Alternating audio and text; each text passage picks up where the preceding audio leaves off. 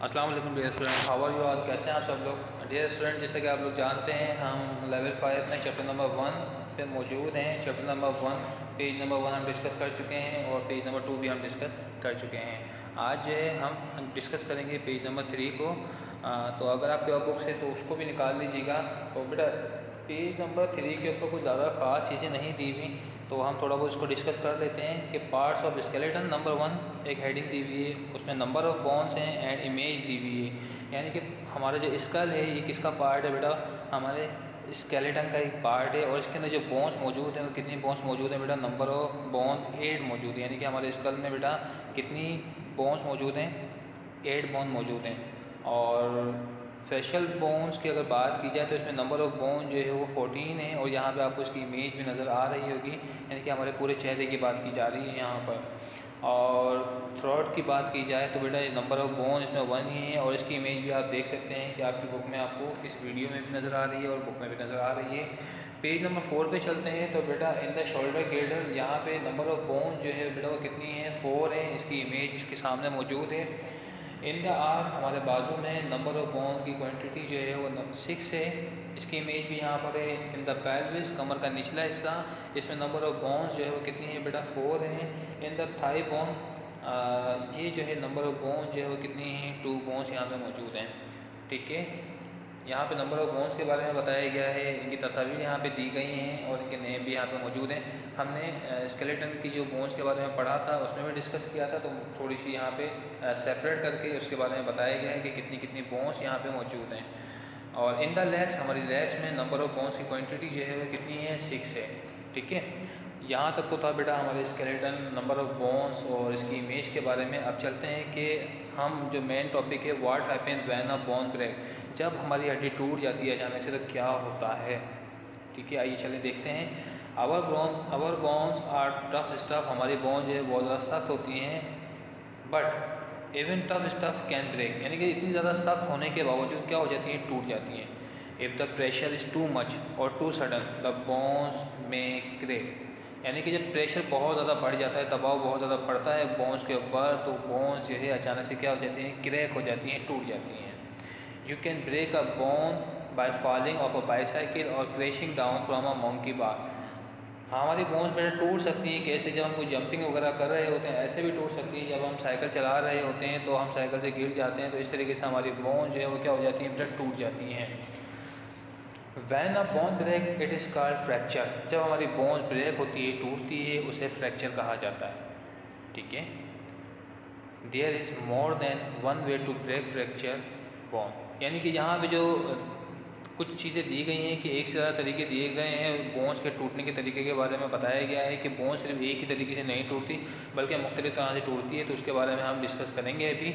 आप bone break can be hair length fracture और when bone break into 2 pieces like a bone broken tree branch. हमारी bone जो बेटा 2 तरीके से टूटती है ज़्यादातर। एक तो बोन के अंदर बेटा हेयर लाइन फ्रैक्चर हो जाता है, यानी कि बाल जितना बारीक फ्रैक्चर हो जाता है, यानी कि हल्की सी क्रैक हो जाती है और हड्डी में हमारी बाल आ जाता है। ठीक है, उसको हेयर लाइन फ्रैक्चर कहा जाता है। जबकि बोन ब्रेक हो जाती है इनटू 2 पीसेस, तो ये जो है ये 2 हिस्सों में हमारी बोन्स जो है वो डिवाइड हो गई है और उसको कंपाउंड फ्रैक्चर भी कहते हैं। अच्छा, हेयर लाइन फ्रैक्चर जो होता है उसको सिंपल फ्रैक्चर भी कहा जाता है। और जब बोन्स 2 हिस्सों में टूट जाती है, 2 हिस्सों में डिवाइड हो जाती है टूट के, तो जिस तरीके से दरख्त की टहनी टूट जाती है, 2 हिस्सों में अलग अलग डिवाइड हो जाती है, बिल्कुल इसी तरीके से ये जो कंपाउंड फ्रैक्चर है इसके अंदर भी यही सिचुएशन होती है कि हमारी बोन्स जो है वो 2 हिस्सों में टूट जाती है, जिस तरीके से दरख्त की टहनी टूटती है। आप इस तस्वीर में भी देख सकते हैं कि हेयर लाइन फ्रैक्चर को सिंपल फ्रैक्चर भी कहा गया है।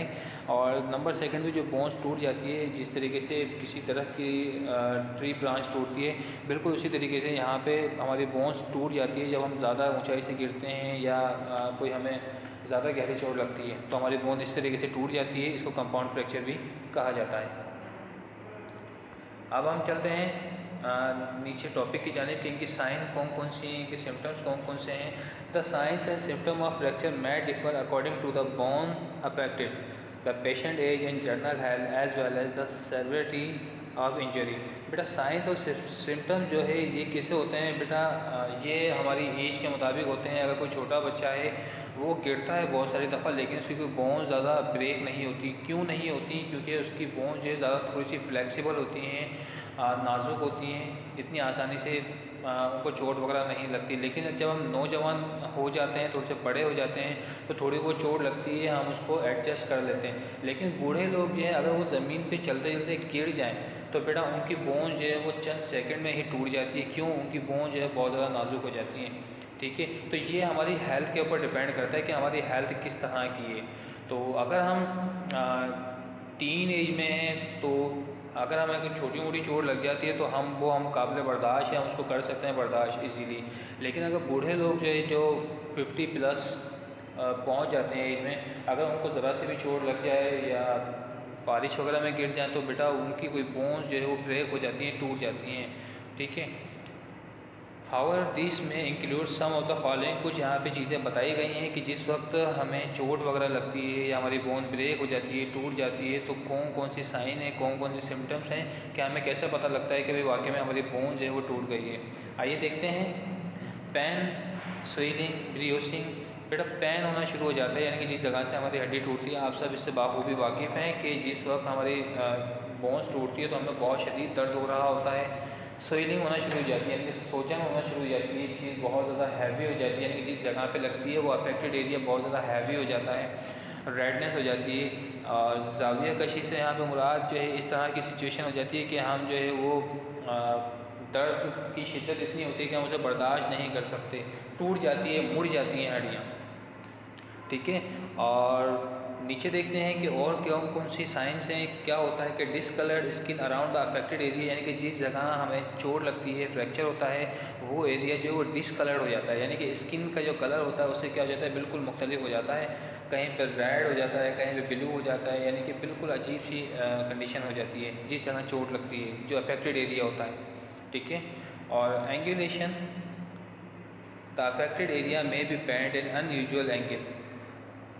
ज़ाविया कशी से यहाँ पर मुराद बेटा एंगुलेशन में ज़ाविया कशी, यानी कि जिस जगह हमारा हाथ जो है वो मुड़ रहा है, हमारा हाथ बोन्स टूटने की वजह से उस जगह पे नहीं मुड़ता बल्कि किसी और डायरेक्शन में मूव कर जाता है। यहाँ पे ये बात बताई जा रही है कि किसी और डायरेक्शन में हमारा हाथ जो है मुड़ जाता है। जिस वक्त आपने देखा कहीं पे हड्डी टूट जाती है तो हमारी बोन्स जो है तो बिल्कुल लटक जाती है या वो बिल्कुल ही उनकी डायरेक्शन जो है वो चेंज हो जाती है।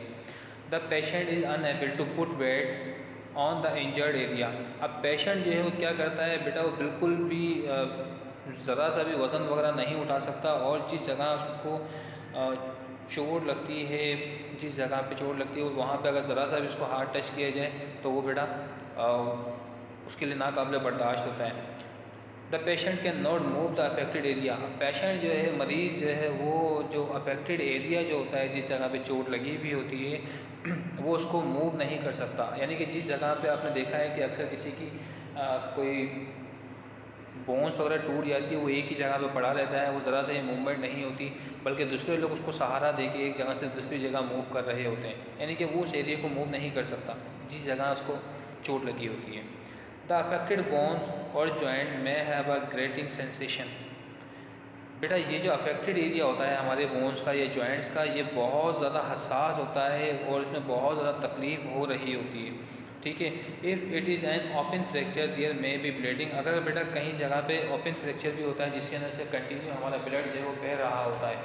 कुछ फ्रैक्चर ऐसे भी होते हैं बेटा जो कि हमें एक्सरे के बाद ही नज़र आते हैं, और कुछ ऐसे भी हो जाते हैं कि जब बहुत ज़्यादा चोट लगती है तो जिस जगह चोट लगती है तो वो एरिया जो है उस वहाँ से ब्लड भी निकलना शुरू हो जाता है और हमारी कंडीशन भी काफ़ी क्रिटिकल हो जाती है।